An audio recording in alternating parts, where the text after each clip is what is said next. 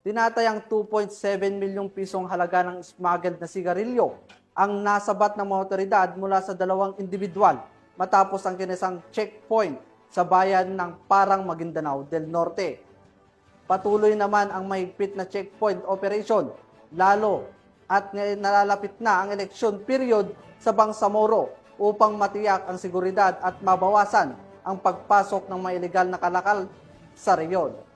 Narito ang report ni Patrolwoman Mary Chris Algabre. Nasabat ang tinatayang 2.7 milyong halaga ng smuggled cigarettes sa isinagawang Comelec checkpoint dakong alas 12:30 ng umaga noong ika-26 ng Agosto taong kasalukuyan sa bahagi ng barangay Nituan, Parang, Maguindanao del Norte.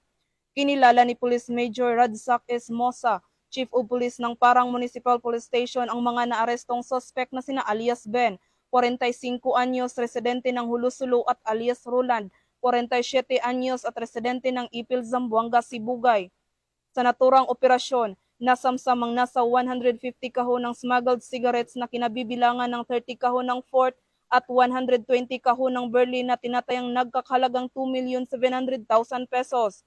Nabigo ang mga suspect na magpakita ng kaukulang dokumento para sa kanilang kargamento, dahilan upang agad silang arestuhin sa paglabag sa Republic Act 10863 o Anti-Smuggling Act at Republic Act 10643 o Graphic Health Warning Law. Ang mga suspect ay kasalukuyang nasa kustudiya ng Parang Municipal Police Station habang ang mga nakumpiskang kontrabando ay na-turn over na sa Bureau of Customs para sa tamang disposisyon.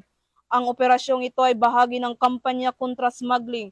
Hinimok ng kapulisan ng publiko na makipagtulungan sa pagbibigay ng impormasyon at tiniyak na magpapatuloy ang operasyon para sa ligtas at maayos na kalakalan sa Bangsamoro. Mula rito sa rehiyon ng Bangsamoro, ako ang inyong Police News Network Correspondent, Patrolwoman Mary Chris Algabre, alagad ng batas, tagataguyod ng balitang pulis.